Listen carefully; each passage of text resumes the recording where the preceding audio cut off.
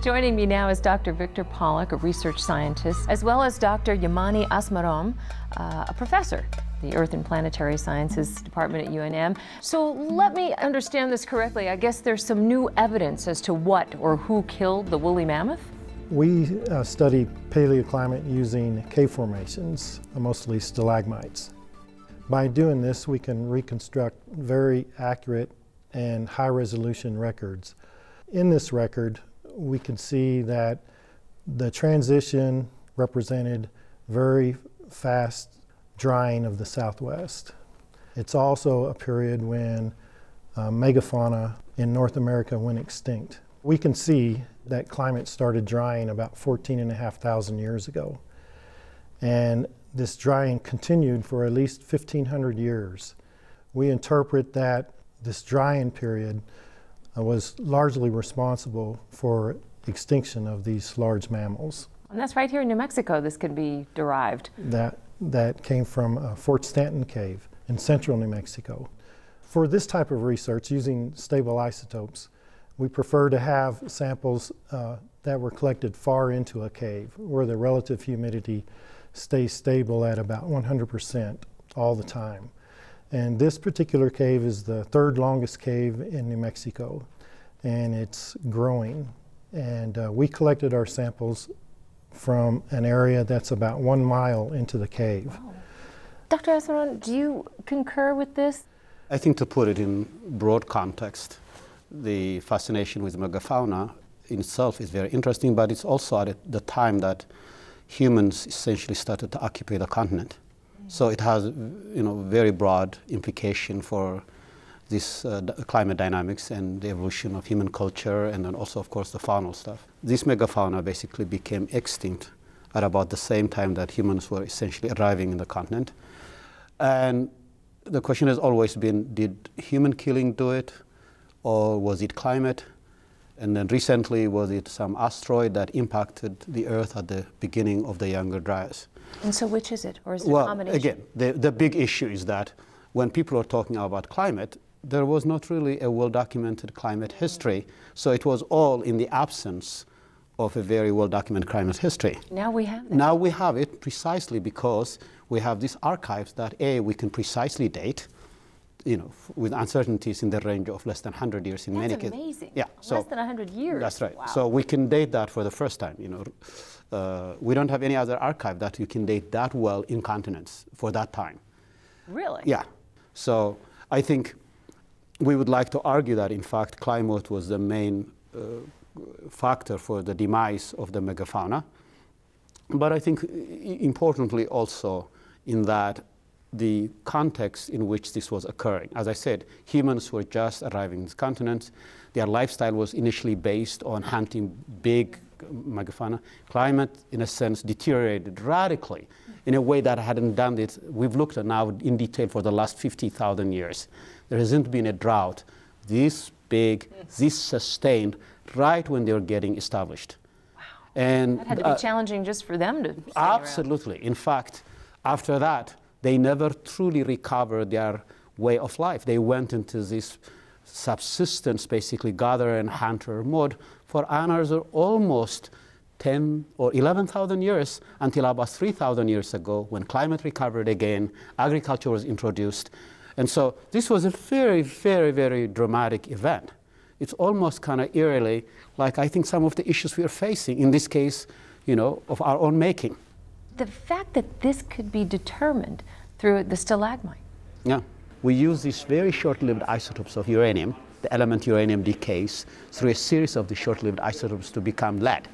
Now, because of the technology, we have this new machine, for example, that allow us to basically measure a few milligrams of this stuff. You separate the element of interest, in this case, the element uranium and the element thorium, and then you put it into the multi-collector inductively coupled plasma mass spectrometer. It ionizes the samples. It has a temperature of 8,000 Kelvin, which is just hotter in some ways the surface temperature of the sun, and then gives you these ions. You get a very well-resolved isotope peaks of each element of interest. One of the challenges by invoking paleoclimate as a cause of extinction has been why didn't this happen in the previous interglacial period or the interglacial period before that? About every 100,000 years we have a glacial period, and then we have a glacial interglacial transition like we've seen 14,500 years ago. So invoking paleoclimate has always run up against that problem. Why didn't they go extinct during this previous glacial and interglacial? We think that this last glacial period was more intense than previous glacials.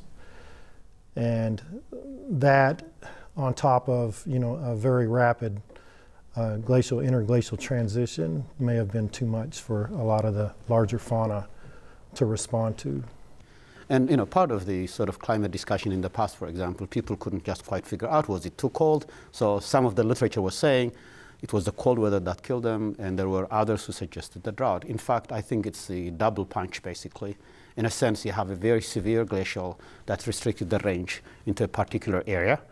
And then at about 14,500 years ago, basically, you have the most severe drought. It's just amazing. I mean, we see these things just rapidly rising and then sustained for another 1,500 years.